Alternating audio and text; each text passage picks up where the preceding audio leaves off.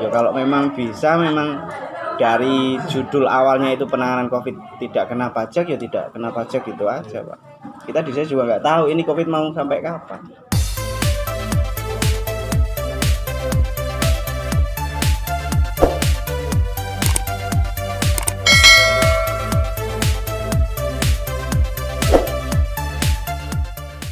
Yang kedua terkait dengan insentif RT dan RW, memang kemarin ada perubahan perbuk insentif RT dan RW, dan memang sempat kita tahan di kecamatan karena ketika kita sampaikan ke kabupaten untuk menunggu revisi perbuk dulu, sehingga kita tahan di kecamatan.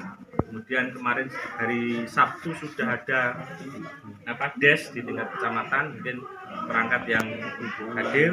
Kemudian hari ini tadi saya mengajukan 6 desa dan masih kurang 6 desa yang belum clear, masih revisi untuk perangkatnya untuk bisa senantiasa koordinasi lah, konsultasi kepada kecamatan karena ada revisi. Sehingga nek saya ke kabupaten belum clear, nanti tidak jenengan bolak-balik. Jadi dari kabupaten meminta untuk di pending di tingkat kecamatan. Kemudian terkait dengan siltap cawu 2,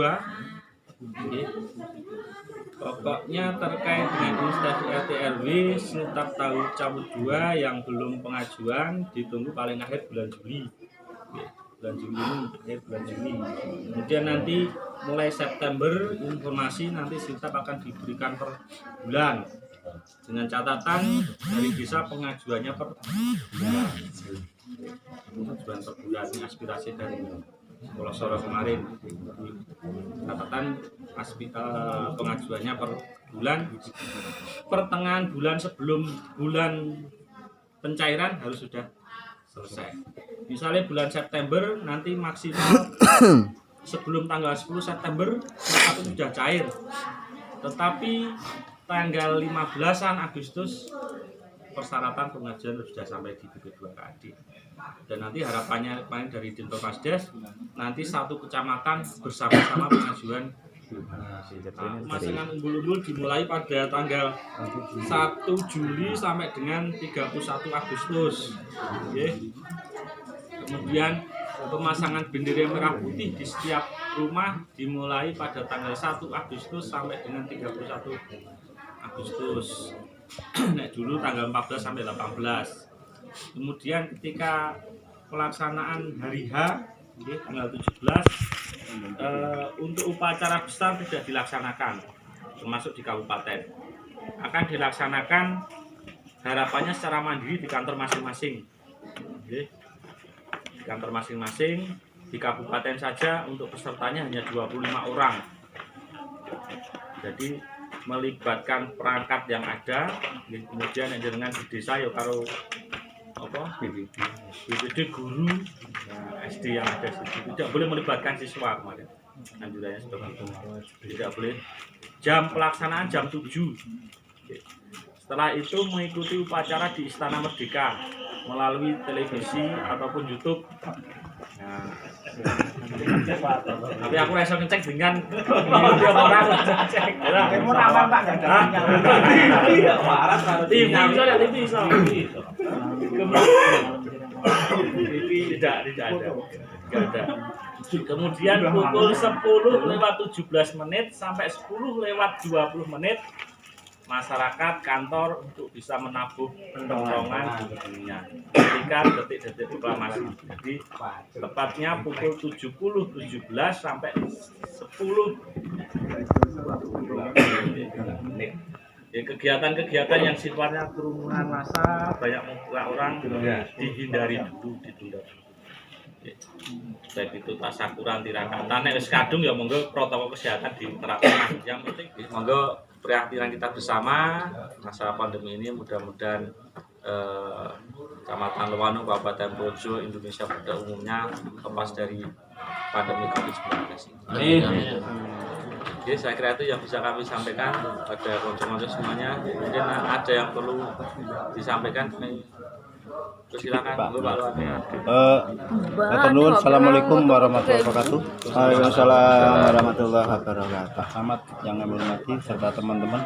Satu hal Pak yang kami tanyakan mengenai warga kami yang positif, mengingat bahwa sekarang tidak ada darurat sehingga yang positif itu isolasi mandiri.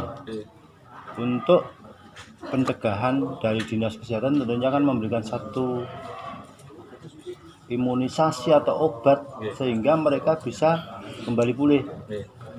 Yang kedua, dikala mereka isolasi mandiri, apakah desa diberikan beban seperti yang kemarin 1 hari sampai 14 hari ditanggung desa, karena mereka kan otomatis tidak bisa keluar selama 14 hari satu keluarga.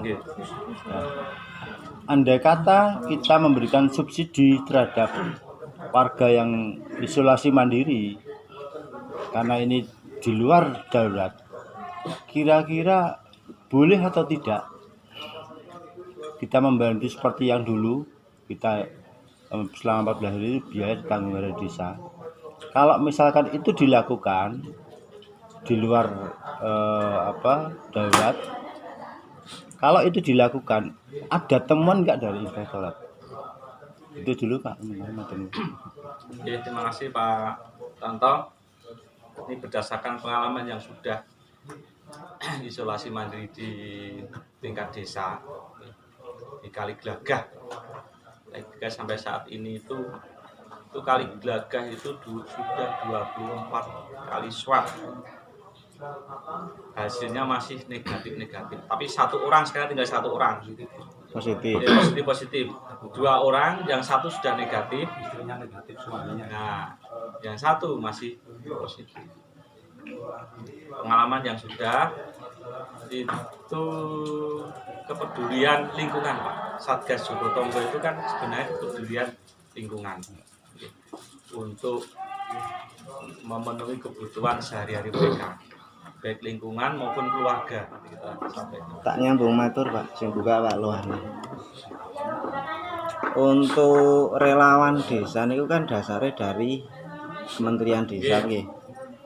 Terus kemarin beberapa kali sosialisasi itu untuk penanganan Covid kan tanpa pajak.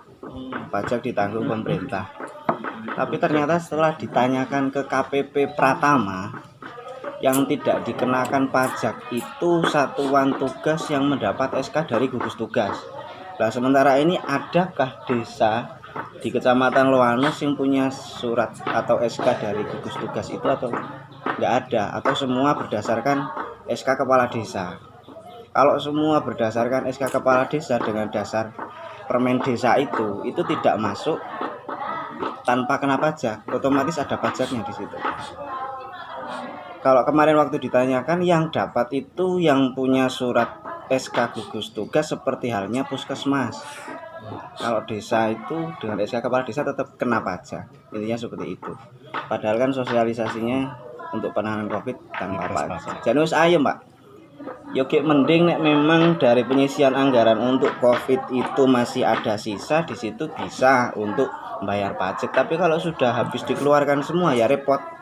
Ini mau uang bayar pajaknya dari mana? Itu kemarin seperti itu. Ya kalau misalkan memang ada dari desa mana? Jenengan ada SK dari gugus tugas atau tidak? Ada gugus tugas kan kepala desa selaku gugus tugas di desa. Kepala desa gugus tugas. Pak Camat gugus tugas kecamatan. Kok kemarin jawabnya seperti itu, Pak? Tapi jawabnya gugus tugas kabupaten. Kabupaten bupati. Lenyontoni seperti halnya puskesmas seperti itu. Terus yang kedua mengenai pajak. Pajak kemarin juga sempat dipertanyakan, pajak yang belanja di bawah 1 juta, ya Pak ya. Ini harusnya kan tidak ada pajak, tapi ternyata Pratama DP2AD itu memungut pajak. Harusnya nggak dipungut itu Pak. Sesuai PMK nomor berapa itu lupa. Nggak ada pembelian di bawah 1 juta. Kemarin juga itu tidak bisa dijawab juga, karena akan koordinasi antara Pratama dengan Pemda. Jadi itu yang kemarin audiensi mengenai siltap mulai caturluan terakhir akan berikan per bulan. Namun monggo dari teman-teman konsekuensi kita tentunya membuat pengajuan. Apa yang disampaikan Pak Camat betul. Tanggal 15. Karena sebelum tanggal 10 bulan September sudah cair maksimal tanggal. Nyambung Pak Loano juga. Informasinya itu kadang gini Pak. Kalau misalkan dari DP2 kemarin yang menjawab khusus tentang itu Pak Ngadiman, katanya sudah bersurat ke KPP Pratama untuk yang pajak di bawah 1 juta. Dan jawabannya kena pajak seperti itu. Tapi ada teman-teman perangkat desa yang konsultasi juga ke KPP Pratama. Ini kan sesuai aturan yang ada, yang belanja di bawah 1 juta itu kan tidak kena pajak. Ya iya Pak, ini kami hanya manut DP2. Loh kok malah lempar-lemparan. Maksudnya nek kula merangkum informasi dari sana seperti ini, dari sana seperti ini, kok malah saling lempar. Katanya DP2. Pak Ngadiman secara khusus yang menjawab bersurat dan hasilnya kena pajak. Tapi ketika ditanyakan ke KPP Pratama, kok katanya manut DP2. Seperti itu Pak. Tapi yang benar, saya pernah mencuat ketika rapat di HDW Pratama itu harus tentang yang bilang seperti itu Pratama. PMK nggak kena pajak. Nah, itu Nggak kena pajak. udah pernah tahun kemarin itu. PMK 67 apa ya Pak?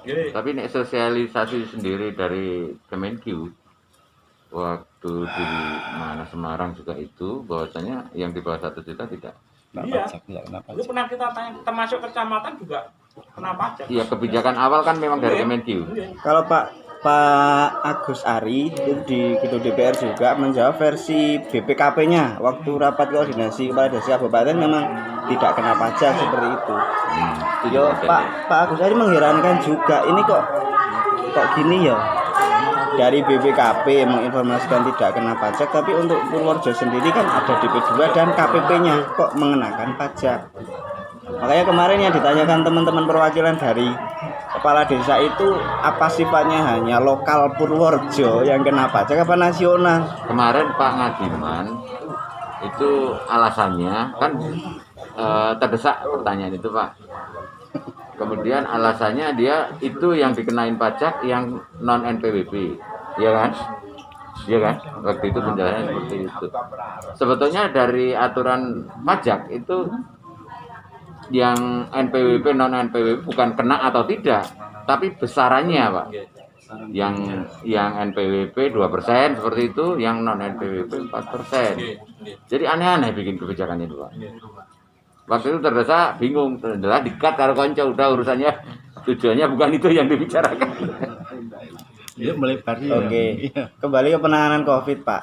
Dari sosialisasi kemarin beberapa kali pertemuan kan tidak ada spesifik ini yang dari dana desa, yang di desa relawan desa tetap kena pajak, kan nggak ada informasi seperti itu.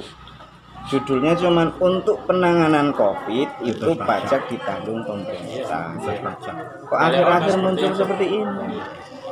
Yo kami pun yang sedikit masih ada sisa anggaran untuk bayar pajak juga bingung. Apalagi yang tidak kan seperti itu.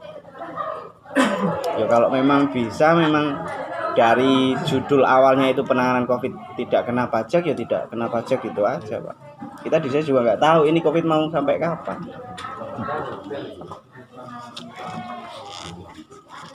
Tapi Pak, misal nanti dari penanganan Covid untuk Loano nggih, milu rembuk-rembuk nih,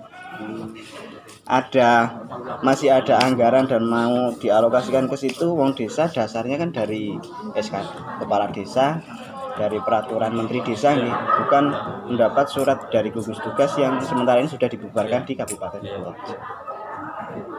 Kita kan gini Pak, nenek saya itu prinsipnya yang namanya anggaran ini anggaran tahun berjalan. Tahun 2020 ini terjadi 2 kali perubahan APBDC situasi yang darurat seperti ini.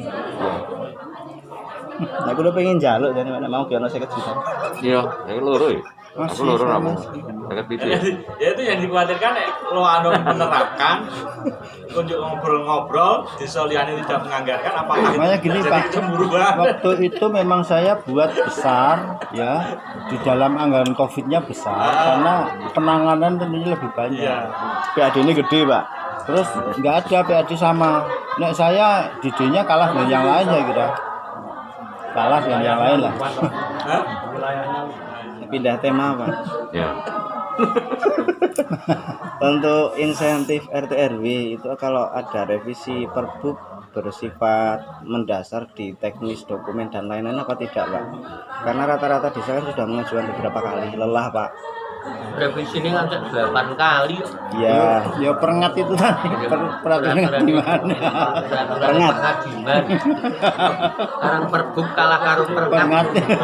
tadi kan infonya ada revisi Perbup kan seperti itu. Revisinya di hal-hal mendasar dokumen atau Nggak tidak? menguasai Kalau terus terang nggak menguasai. yang direvisi itu kaitan dengan berkas dan lain-lain dokumen persyaratan seperti itu, ya kita repot lagi. Yang jelas sudah lolos 6. Tadi saya tangani pengajuan. Masih ada 6 desa yang belum.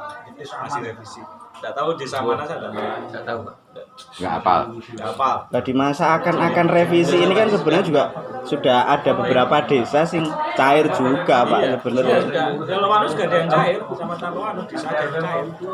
Tadi saya diskusi ada yang cair. Ini insentif RT RW itu kan sebenarnya juga informasi sudah dari kemarin, tahun kemarin, terus sampai dengan bulan 7 nih sekarang tahun 2020 kok revisi udah rampung-rampung. Padahal kalau di desa-desa masing-masing tentunya ya punya kebijakan masing-masing.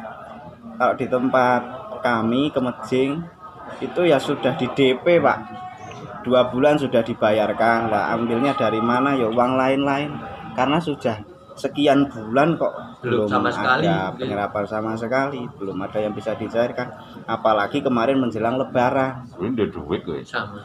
Yo, boleh Kaiku, Pak. Kaiku. tapi kan mereka juga Mary, di, Mas Bro. di tingkat bawah itu Pak, untuk dampak BLT juga yang ditanya-tanya oleh warga ya ke RT, ke RW, bahkan Pak Presiden di videonya juga suruh menanyakan ke RT RW. Maksudnya beban RT RW itu juga banyak di lini bawah di masyarakat. Lah katanya sudah ada insentif dari kabupaten, ini sudah sekian bulan kok nggak ada. Lah akhirnya kan ya desa gimana lagi. Makanya langkah-langkah alternatif yang kita jalankan sudah seperti itu. Tapi kalau revisi terus nggih repot. Apa dari kepala desa gelem ini. Mumet dah sih. Jenengan kok terus-terusan ping telu. Gigi Saya kena Informasi Bang. Pilkades Pak Mejing. dalam Tahapan mulai Januari, pelantikan Juli. Juli. Ya. Pilkadesnya Pilkades ya. belum. Berarti tahapan dari awal kan, tahapannya dari. Masuk berarti Pak. Belum tahu ya. Tidak tahu Mejing tak kapan? Januari. Januari 2021 tanggal 5. Januari 2000 nek pelantikannya Juli berarti ada Kemungkinan. PJ berarti. Nggih, tetep PJ. Kemarin Ada beberapa yang belum keluar juga ada. Kali nunggu pedagang wonten Solo Garut ada. Niki dagang niki. Pasar-pasar.